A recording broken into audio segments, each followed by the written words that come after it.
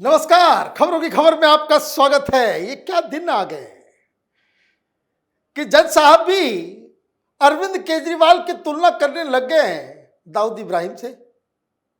ये कोर्ट में हुआ है।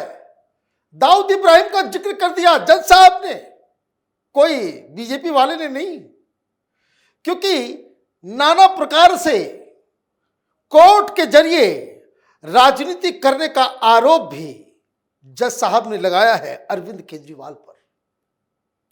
कई सारी चीजें हुई है और धक्के पे धक्का, झटके पे झटका लग रहा है अरविंद केजरीवाल और उनके साथियों को। मनीष सिसोदिया दिल्ली हाईकोर्ट पहुंचे हैं क्योंकि रॉस एवेन्यू कोर्ट में उन्हें बेल नहीं मिला, लेकिन बेल ना देने का कारण ऐसा बता दिया है रॉस एवेन्यू कोर्ट ने कि आगे की राह भी वो आसान नहीं है मनीष सिसोदिया के लिए। जल्द ही सुनवाई शुरू होगी, लेकिन क्या हुआ है, किस तरीके से मनीष सिसोदिया के बेल पिटीशन, नए बेल पिटीशन के ऊपर रॉस एवेन्यू कोर्ट ने पानी फेर दिया, ये कैसा एक वाक्य या कि कहीं की एक ऐसी दलील दे दी है कि जिससे निपट पाना मनीष सिसोदिया और अभिषेक मनु सिंघवी के लिए बड़ा मुश्किल हो जाएगा। लेकिन पहले बात करते हैं अरविंद केजरीवाल की। एक लॉ स्टूडेंट के द्वारा पीआईएल डलवाया गया, ये मांग की गई कि अच्छा ये पिटीशन रिजेक्ट हो गया कि जेल से बाहर उनको अनुमति दी जाए। वो बहुत महान लीडर है, इतने महान कि हिंदुस्तान में ऐसा लीडर पैदा ही नहीं हुआ, भगवान के अवतार है, और इसलिए उनको कैंपेन करने दिया जाए। वो नेशनल पार्टी के नेशनल कन्वीनर हैं, तो ये तो रिजेक्ट हो गया। फिर एक पीआईएल, फिर एक अर्जी कि भाई ठीक है बाहर निकल के नहीं तो वीडियो कॉन्फ्रेंसिंग से रैलीज को वो संबोधन करें। इसके लिए हालांकि कुछ रिपोर्टर्स तो ये बता रहे हैं कि पहले ही कुछ वीडियो रिकॉर्ड किया गया है। दिल्ली में जब प्रचार की शुरुआत होगी, पंजाब में जब प्रचार प्रसार जो है वो पीक पे रहेगा, तो उस तरह के वीडियो से केजरीवाल का जो है वो भाषण सुनाया जाएगा। ये आम आदमी पार्टी के लोग बता रहे हैं, पत्रकार बता रहे हैं, रिपोर्टर बता रहे हैं। अब दिक्कत क्या है कि इस तरह की प्ली गई, उसको ना सिर्फ रिजेक्ट किया गया, ऐसी ऐसी बात जो कह सकते हैं कि खरी खोटी सुनाई जज साहब ने, उसको जरा सुनिए। The Delhi High Court rejected a plea that permitted jailed politicians to campaign virtually for the Lok Sabha election 2024, terming the petition as highly adventurous and against the fundamental principles of the law.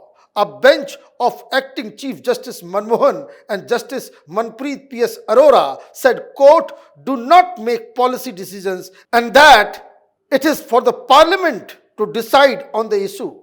The attempt is to involve the court in politics. We want to stay away from it, and you are putting us more in political thicket.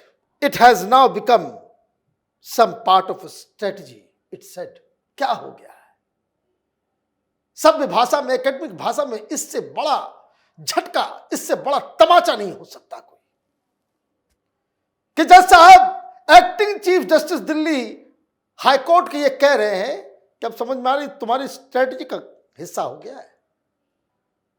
Courts को राजनीति से कुछ लेना देना नहीं है, लेकिन बार बार जिस तरीके से आप ये काम कर रहे हो, ऐसा लग रहा है कि जुडिशरी को भी आप राजनीति में घुसड़ना चाह रहे हो, उसमें फंसाना चाह रहे हो।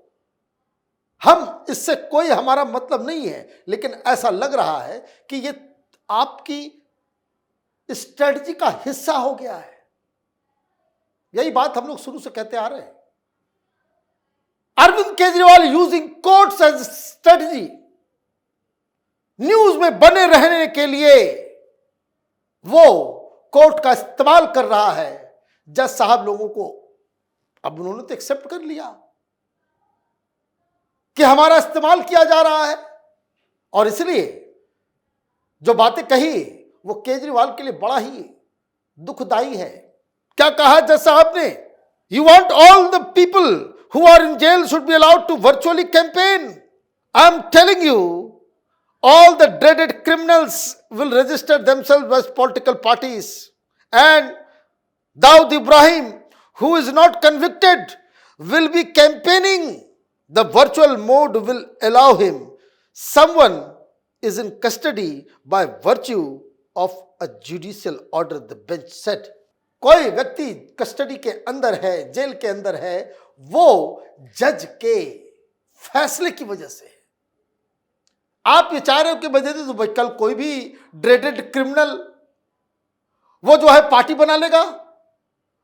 दाऊद इब्राहिम को भी सजा नहीं हुई है, वो भी जो है वो कैंपेन करना शुरू कर देगा। तो आप देखिए, ये जज साहब स्वयं कह रहे, कोई इधर उधर की बात नहीं है। इससे क्या मतलब निकलता है? यही दिल्ली हाईकोर्ट गए मनीष सिसोदिया। जज साहब का टोन एंड टेम्पर से समझ में आ रहा होगा कि भाई there is a limit, limit होनी चाहिए। हर दिन किसी न किसी आम आदमी पार्टी के लीडर की कहानी रॉस रेवेन्यू कोर्ट से तो दिल्ली हाई कोर्ट से सुप्रीम कोर्ट से एक अलग विंडो खोल देना चाहिए चीफ जस्टिस ऑफ इंडिया को, कि जो सिर्फ आम आदमी पार्टी के लीगल चीजों को जो है ध्यान दे, बाकी केसेस जो है वो गए। ये हालत है। और जज साहब लोगों को भी समझ में आने लग गया है कि ये तो पैतरेबाजी स्ट्रेटजी का हिस्सा है। तो रिलीफ मिलेगा? कैसे मिलेगा रिलीफ? जज लोग भी अब अन्याय होने लग गए, इस पैतरेबाजी से परेशान हो गए। और ये गए मनीष सिसोदिया। क्यों गए? क्योंकि रॉस रेवेन्यू कोर्ट ने फिर से बेल रिजेक्ट कर दिया। मनीष सिसोदिया सारे लीगल ऑप्शंस को जो है वो कर रहे। रॉस रेवेन्यू कोर्ट में बेल रिजेक्ट हुआ पिछली बार, दिल्ली हाई कोर्ट में रिजेक्ट हुआ, सुप्रीम कोर्ट में रिजेक्ट हुआ। सुप्रीम कोर्ट में रिजेक्ट होने के बाद वो रिव्यू पिटीशन डाले, वो नहीं चल पाया। फिर आपने आखिरी वाहन चलाया, क्यूरेटिव पिटीशन डाला, वो भी नहीं चला। हर वाहन जो है वो फुस हो जा रहा है। क्यों हो रहा है? क्योंकि पता नहीं ईडी क्या सबूत दिखा देती है कि जैसा आप कहते कि नहीं, इसको नहीं छोड़ा जा सकता। अब सुप्रीम कोर्ट ने अपने फैसले में कहा था कि 6 महीने के बाद अगर ऐसा लगे कि बहुत ही धीरे धीरे कार्रवाई हो रही है, इन्वेस्टिगेशन की चाल जो है बहुत स्लो है, तब आप आना फिर से अप्लाई करना। तो वो फिर से अप्लाई किया उन्होंने। फिर से क्या अप्लाई किया कि भाई सुप्रीम कोर्ट का आदेश है, 6 महीने के बाद हम फिर आ गए, हाजिर हो गए। रॉस रेवेन्यू कोर्ट ने पूरी कहानी सुनी और उसके बाद एक ऐसा फैसला दे दिया जो मनीष सिसोदिया के प्ली के आधार को ही उखाड़ फेंक देता है। क्यों? क्या कहा गया जजमेंट में? The accused were causing a delay in the trial of excise policy case by filing certain frivolous applications. The trial court said while denying bail to Sisodia.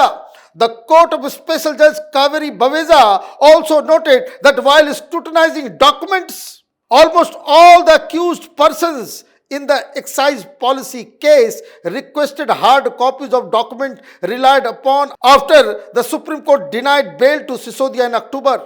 Sisodia himself moved 31 applications before the court. The court's order also provided a list of 135 applications moved by 31 accused people. अपने ही चाल में आप फंस गए। कहा जज साहब ने कहा, जस्टिस मनमोहन ने मनीष सिसोदिया ये पीआईएल के केस में कि आप कोर्ट को जो है पॉलिटिकल स्ट्रेटजी का हिस्सा बना रहे हो। और मैडम बवेजा ने क्या कहा? डिनाई इसलिए कर रहे हैं कि तुम ही लोग लेट कर रहे हो। 135 पिटीशन, मैंने क्या गलत कहा? एक विंडो क्लियरेंस खोल दीजिए इनके लिए। 135 पिटीशन और जजमेंट में क्या लगा? फ्रिवलस अपील्स आप लगा रहे हो। कभी ये लगाना है, कभी वो लगाना है, कभी ये लगाना है। तो देर जो हो रही है वो ईडी की तरफ से नहीं, देरी आप कर रहे हो। अरविंद केजरीवाल अक्टूबर में चले गए होते, क्या दिक्कत होती? लेट तो आपकी वजह से ही हो रहा है। इन्वेस्टिगेशन कंप्लीट होगा तब तो सारी चीजें होगी। आगे क्या बताया गया? The trial court also noted that Sisodia's wife had multiple sclerosis for a long time and had been receiving medical treatment for the same. It was held that Sisodia had disclosed no imminent or urgent need warranting his release on these grounds, while Sisodia's counsel had earlier argued for his bail on the ground of delay. The ED submitted that mere delay could not be the ground for interim bail if the offences are grave in nature. The trial court said the steady progression of the case, despite apparent attempts to slow down its progress, cannot be by any standard be equated with snail's pace. Supreme court ने कहा था snail के pace से अगर चले, गोगा के speed से अगर चले तब आप अप्लाई करना, लेकिन ये तो चल नहीं रहा। दूसरा आर्गुमेंट जो पत्नी की बीमारी की थी उसको भी निपटा दिया। अब मनीष सिसोदिया गए दिल्ली हाईकोर्ट में, सुनवाई होगी, क्या नतीजा होगा? क्योंकि ये जज साहब तो एग्री नहीं कर रहे, तो उल्टा ही कह रहे हैं कि भाई आम आदमी पार्टी के लोग, तमाम अक्यूज जो है वो इसके लिए जिम्मेदारी है देरी के लिए। ईडी को क्लीन चिट और आम आदमी पार्टी के नेताओं को ब्लैक लिस्ट किया जा रहा है इसमें एक तरीके से। तो यही चल रहा है, चुनाव सिर पे है। भाभी जी बहुत जल्द कमान संभालेगी आम आदमी पार्टी की और हमारी नजर बनी रहेगी। आप देखते रहिए कैपिटल टीवी। हमारे वीडियोस को लाइक कीजिए, शेयर कीजिए और हमारे चैनल को सब्सक्राइब कीजिए। धन्यवाद।